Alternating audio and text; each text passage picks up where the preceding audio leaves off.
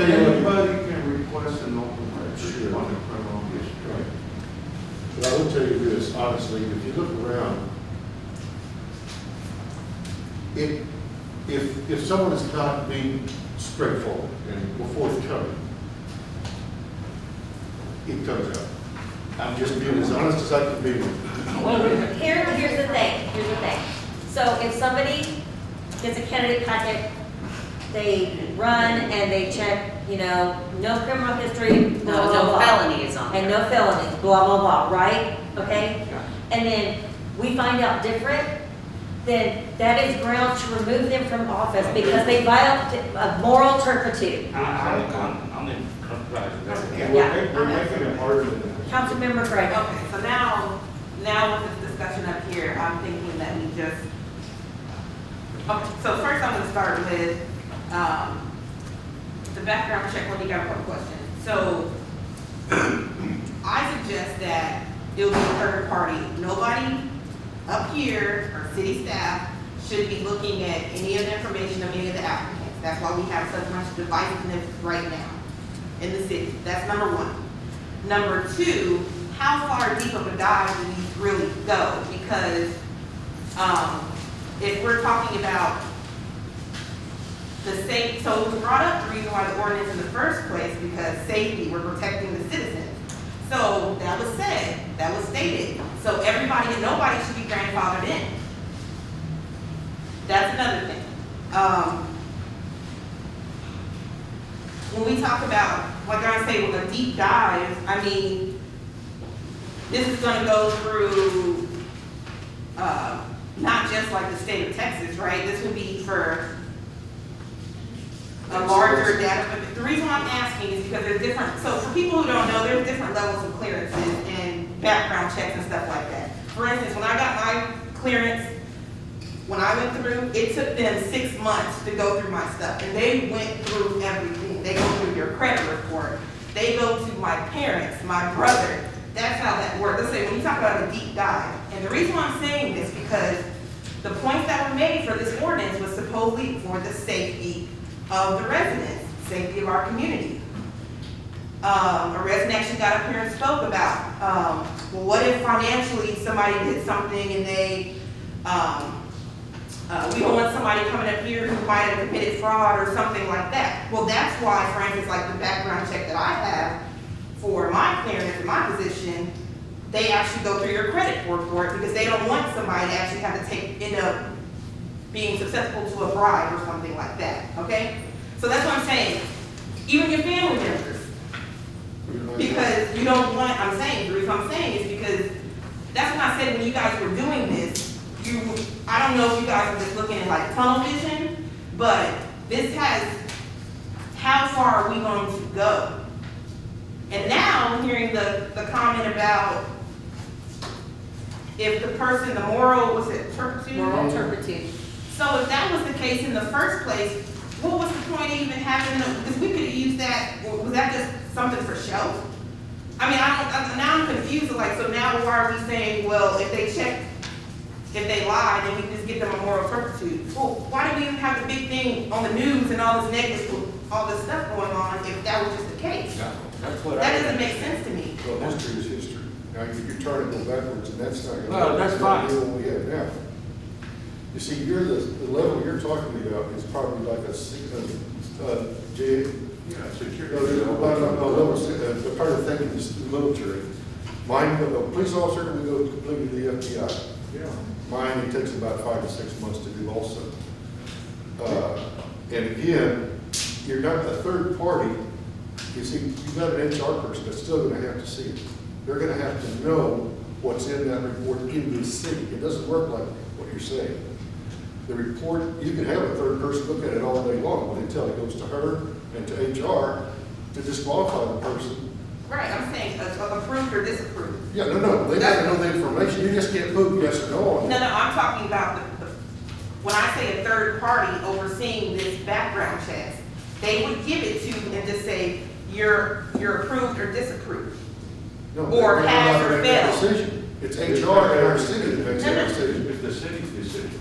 It's not a third You party. have, no, I'm saying you But have we're- requirements. I we're thought you going- said that you have a list of We're things that going all the way disqualify around. candidates, that's all. and all you need is a release of information to be able to run a background check. That's all you need. And remember, you can detail what, if they refuse to give you permission, you can't eliminate it. No, that's not there. It was already there, that's time to release when I do that. No, so with in your candidate packet, you sign, and I meant to write that one tonight, you sign, a statement saying that you certify That that you are. you have never been convicted of a felony. That's And right. you sign that, and that's all you do. We do not follow up on that. Right. So you're certifying that and signing it saying it's true. Now, if someone comes in and challenges that and say, I know candidate A has a felony, I want a copy of that, they can go file a complaint that you lied, you violated that.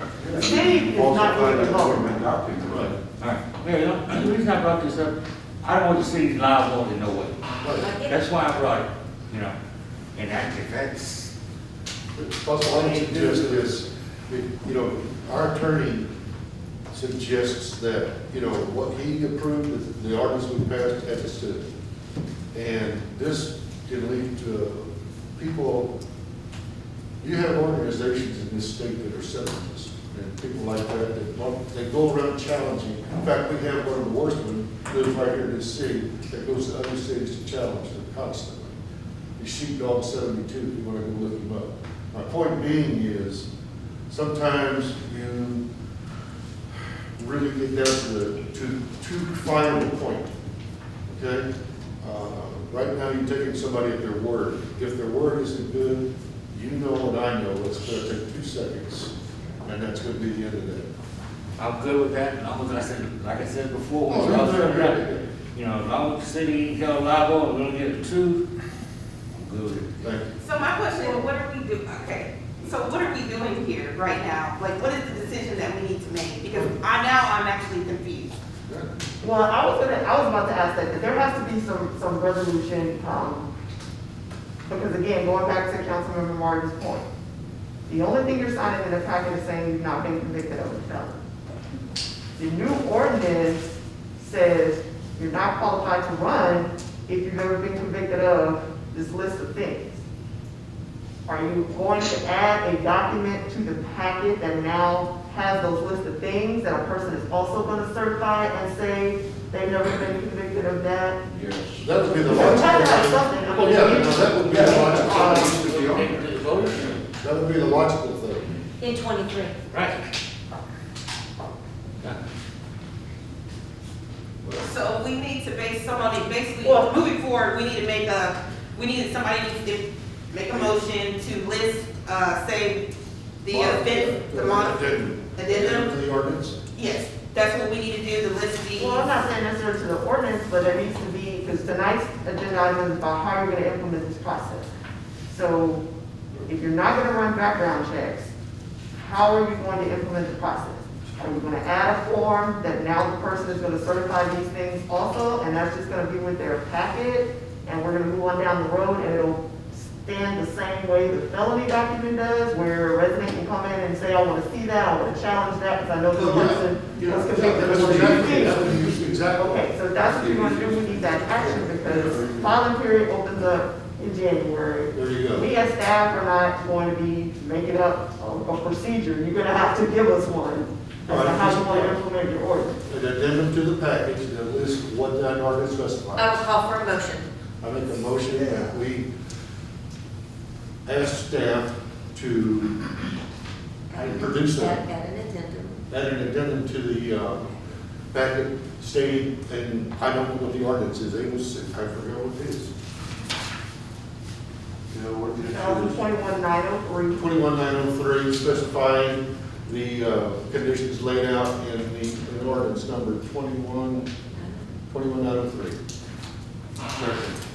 I have a motion on the table by Mayor Pro Tem Grant and seconded by Councilmember Salazar to add an addendum to the application packet for candidacy from ordinance number O-2021-903. Please call roll. Councilmember Apodaca? Yes. Councilmember Salazar? Yes. Councilmember Breyer? Yes. Councilmember Street? No. Councilmember Martin? No. Mayor Pro Tem Grant? Yes. Mayor Albright? Yes.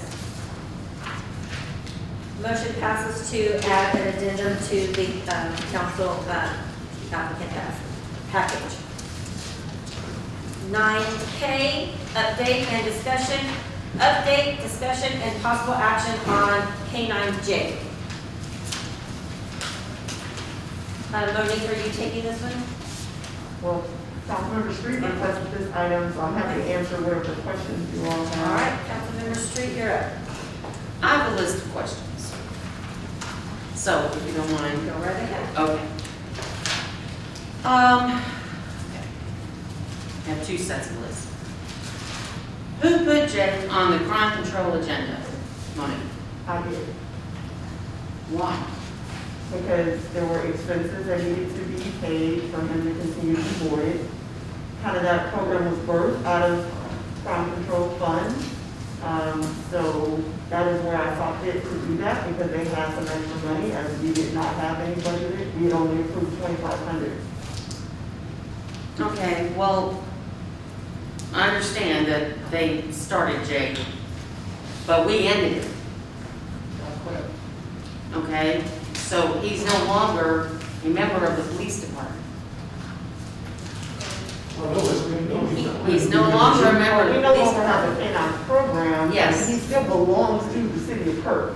Yes, he belongs to the city of Kirby. All right. I'm buying that. We voted to pay for the first 20 days of his boarding. Now, I'm not sure why, but no one brought up the fact that after that first 20 days, he's on another 20 days. And then he was on another 20 days, and we're just now hearing that he's gone through 2 and another half cycle of $2,500. Am I correct? Well, we knew that it was going to be $2,500 for every 20 days. But we only voted in our for one. Because that's what we needed to pay at the time, but it was discussed that he would be boarded for 20 days. We as he tried to approved find a one. home. We approved one. Correct. Why didn't our next meeting come up and say, Jake's still with us, we need to approve another cycle? Well, I just didn't bring that back. I don't have an answer for you there. I didn't bring that back. I mean, I guess I didn't report that he had found a home, so I guess I took it to mean you understood he was still there. So I take responsibility for that. I didn't bring it Okay, back. all right. Now,